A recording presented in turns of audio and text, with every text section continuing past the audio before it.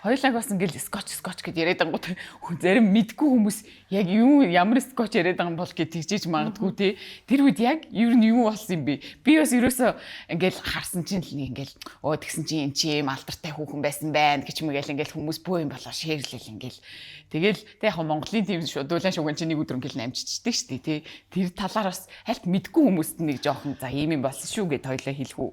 За би ер нь бол нөгөө яг тэр ингээд дэлгэрэнгүй ярахаар би бас нэг ингээд хүний нэр хүндэд хандсан хэрэг болох гээд байгаа байхгүй. Зөвөр ингээд товчлоод ярих юм бол би нөгөө түрүүн хэлсэн шүү дээ фитнесийн тэмцээнд орох гээд би ингээд бэлдэж эхэлсэн гэд тэ.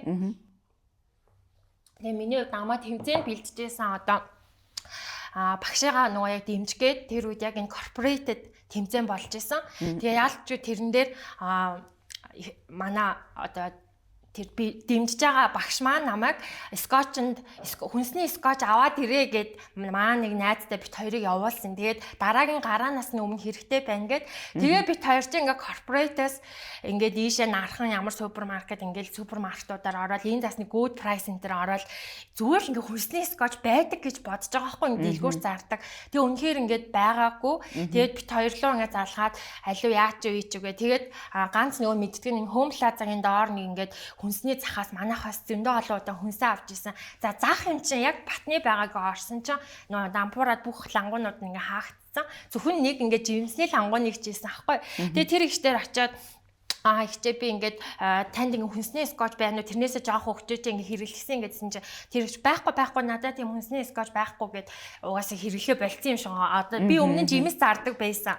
Тэгвэл би амар хүнсний скотч хэрэглэдэг байсан аахгүй. Тэгээ би тэр үүднээс асуусан тэр их байхгүй. Тэгээ тэр хаваар нь угаасаа ямар ч юм зарж байгаа лангахгүй бүгд татан буугдсан.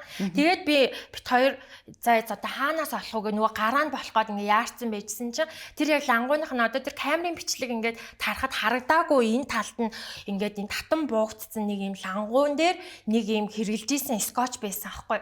Тэгээд тэр ихчийн бол скотч биш. Тэгээ бит хоёр яасан гэхээр за хоёулаа энэ скотчийг аваа хэрэгжилжээ буцаага авчираад өгчээ. Ууса камергүй газар гэж аахгүй бит хоёр бүр камер нь бичигдсэн байгаа баг хэрэг камер буцаж тэр одоо скотчнаас бол шүүж үзэн гэж бодохгүй шүү дээ. Шүүж үзсэн ч таниад одоо ядаж бичих байх гэж бодож байгаа аахгүй.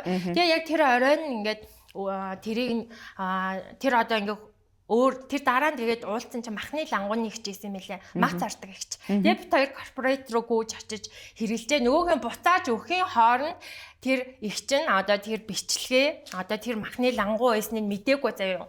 Тэр үед ингээ хураах лангуйтай. Тэр бичлэгээ авахта амар муухай ингээ энэ хараа тэр харваас угаасаа хулгаж гэх нэг тийм юм ингээ юу аасан заяа. Тэгсэн тэр бичлэгээ цэцэг бэмба гэд нэг сошиалар хүүхэн байдаг штэ. Тэр хүүхэнд өгөөд тэгээ тэр хүүхэнтэй би бас ингээд нэг DM бичлэлцдэг намайг нэг арга хэмжээнд урьж мураад ихчиндөө болцсон бас ингээд нэг юм nice харилцаатай байсан чинь би бүр ингээ гайхаад тэр их чинь ингээ тавьсан заяа сошиал дээр тавихтаа энэ хүүхний чи аваа юм уу гэсэн чи хулгайч байсан байна гэж тавьсан.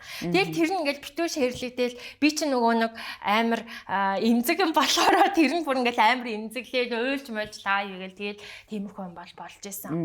Тэгээд дараа нь тэгээд тэр скотчны хчдэр тэр махны лангууны хчдэр скотч аваач гэж өгөөл тэгээд хэрэг явдлаа хэлж мэлсэн чинь тэр хч бол амар сайхан ааштай өөжи тэгээ ингээл хилээл авчираад өчгөөгээ гэхдээ анаа болоос тэгсэн байсан. Тэгээд би бол хувьдаа тэрийг хүмүүс нөгөө яахта хүний зарж исэн бараанаас хулгаалаад гэсэн юм хүмүүст ингээ ойлгуулсан байсан. Тэгээ өөрийгөө ингээ тайлбарлах гэж мянга хичээх тусмал улмал тэнэг байдалд ороод идэм билээ. Ер нь бол зүгээр тэгээд хаяа тийм ээ би буруу юм хийсэн л гээд ер нь орхисон дээр исэн билээ. Тэгээ ер нь бол тийм зүйл тохиолдсон. Тэгээ би өөрөө багаасаа зурхаанд амар итгэдэг байсан учраас бас хувь тавиланд аяг итгэдэг. Тийм учраас магадгүй энэ үйл явдал надад бас нэг тийм хичээлээ заах тий. Бас түмэнд гоё атлуулж үзэх тэр миний experience байсан. Гэтэ яалтч тэрэн дээрс ганц санаа зовсон. Би ч бас хүүхдтэй хүн штэ тий. Тэгэхэд одоо ингээд намайг ингэж одоо би бас ингээд сошиал зарлахаар зөндөө бүлэнд өртчихсэн. Гэтэ би тэр хүмүүсийг нэр бустай зарлдаггүй. Яагаад гэвэл тэр хүмүүс ч одоо ээж аауд болсон, хүүхдтэй болсон хүмүүс. Тэрийг маань хүүхдүүд нь үзвэл ээжтэй ямар ихтгэл үнэмшилтэй болох уу? Хүн тэрийг тэгтээ боддгоо мэлээ. Ерөнхий ивент тэтгэгч дэлхийн хамгийн нэмгэн жив Baby Lab.